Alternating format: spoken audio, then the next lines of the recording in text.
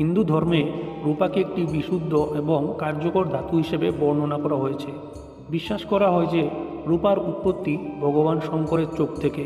তাই রূপা শুধু গহনা নয়, গ্রহের দোষ দূর করতে, দাম্পত্য জীবনের উন্নতি, সন্তান সুখ পেতে এবং মনকে তীক্ষ্ণ রাখতেও ব্যবহার হয়। তবে রূপা পড়লে আপনাকে কয়েকটি বিশেষ মাথায় রাখতে হবে।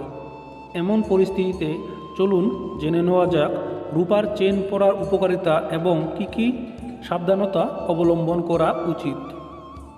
1. গলায় রূপোর চেন পরলে হরমোনের সমস্যা দূর হয়। এটি একজন ব্যক্তিকে রোমান্টিক করে তোলে, যার কারণে দাম্পত্য জীবনও অনেক ভালো হয়ে ওঠে। 2.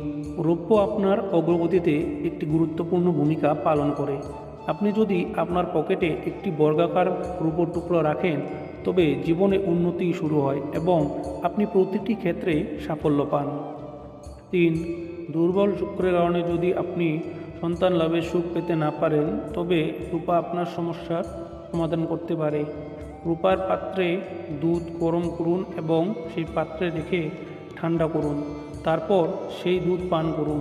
40 দিন এই নিয়ম মেনে চললে শুক্র শক্তিশালী হয় এবং সন্তান সুখের বাধা দূর হয়। আপনার কাছে রূপার পাত্র না থাকলে যে কোনো পাত্রে একটি রূপার চেন ফেলে তাতে দুধ গরম করে হবে। 5. রূপার ব্যবহার শরীরের আভ্যন্তরীণ তাপমাত্রা নিয়ন্ত্রণকে সহায়ক এবং শরীরে উৎপন্ন শক্তির ভারসাম্য বাড়ায়। এমন পরিস্থিতিতে উচ্চ রক্তচাপের ঝুঁকি কমানো যায় এবং মানসিক স্বাস্থ্য ভালো থাকে।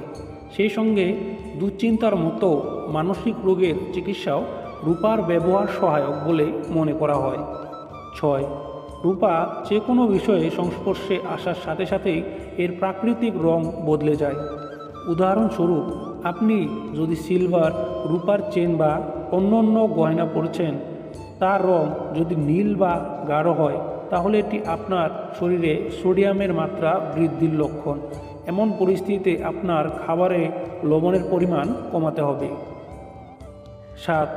যারা প্রায়ই সর্দি কাশিতে ভোগেন, তাদের গলায় রূপার চেন পরা উচিত নয়, তার বদলে হাতে রূপার আংটি পরা উচিত, অন্যথায় এই সমস্যা বাড়তে পারে। 8.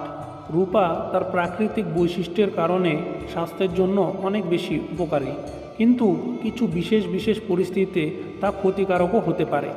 উদাহরণস্বরূপ, যাদের ত্বকে অ্যালার্জি আছে, তাদের জন্য চেন বা অন্য কোনো রূপার গহনা পরলে ক্ষতির প্রভাব পড়তে পারে। অতএব আপনি যদি রূপার চেন পরার কথা ভাবছেন, তবে তার আগে আপনি আপনার ত্বক পরীক্ষা করে নিয়ে পারেন। বিশেষ করে সংবেদনশীল ত্বকের মানুষদের এই বিষয়ে বিশেষ যত্ন নেওয়া উচিত, যাতে তারা যে কোনো ধরনের ত্বকের অ্যালার্জি এড়াতে পারেন।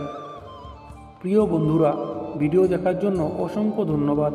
ভালো লাগলে লাইক করে চ্যানেলটি সাবস্ক্রাইব করতে ভুলবেন না। হরে কৃষ্ণ।